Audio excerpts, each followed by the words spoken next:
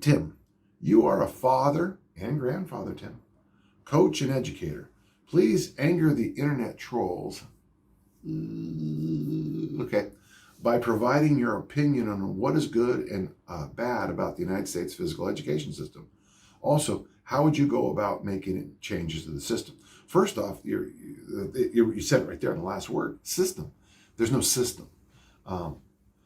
I've gone back, and I've said this publicly many times, probably there's not a knock on Dr. Friend, Professor Jones, Professor Ross Peterson, and many, Dr. Carol O'Connor, and many others. But I think sometimes the two best teachers that I learned the most from, I got to make sense, was Bob Jacobs, my biology teacher in high school.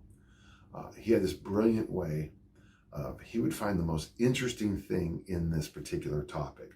When we studied fish, we basically had 2 weeks of sharks, how sharks attack, the warning signs sharks give, the different varieties of man-eating sharks versus just, sharks, lemon sharks you have to worry, leopard sharks you have to worry about, tiger sharks, bull sharks, bull sharks are bad, they're kind of jerks. Great whites get a lot of press, but bull sharks and tiger sharks are jerks. But here's the funny thing, and then you say, if you want, and be sure to read the chapter. Well, you'd be reading the chapter, because he had this great way of teaching. He would stimulate your curiosity, and then you wanted to follow up.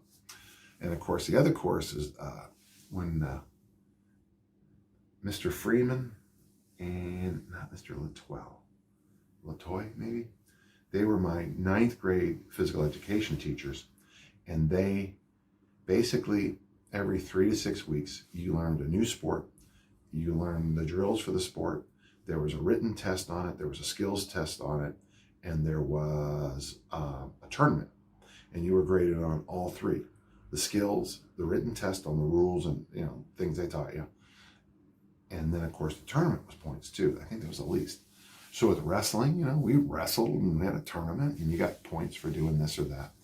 The weightlifting program, many of you know, it's called the Southwood Weightlifting Program. I've been teaching that my entire career.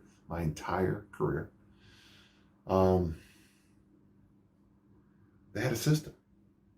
When I worked at various schools, very often it looked to me like they just rolled a bunch of balls out, and some of the kids would sit in the bleachers fooling around, and some of the kids would play pickup basketball games, and some of the kids would go out and smoke dope or cigarettes or whatever they smoked. No system. It's got to be a system.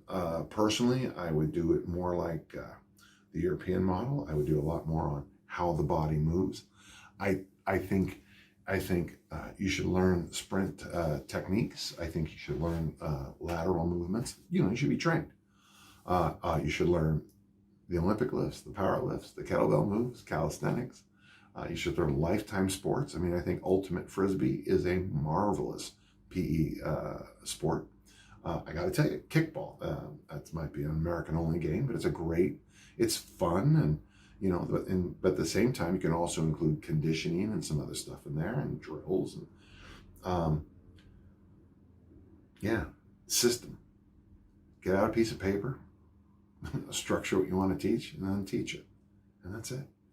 And if you don't have a system, things don't get done. People would come into my weight room at various times of the year and say, Mike, you're doing everything different than you were 3 months ago. Yeah, this is right now we're teaching Olympic lifting. Oh, well, what did you do with the powerlifting? Well, in a couple of weeks, we're going to come back and reboot that in. Oh, what about, it's like, wait, if you go to the math teacher and you said, wait, this is weird, a couple of months ago you're teaching triangles and now you're teaching squares. Are you still teaching triangles? Yeah, it's a system. All right. There's my answer. There's my perfect plan. Ask the president if he wants me to be in charge.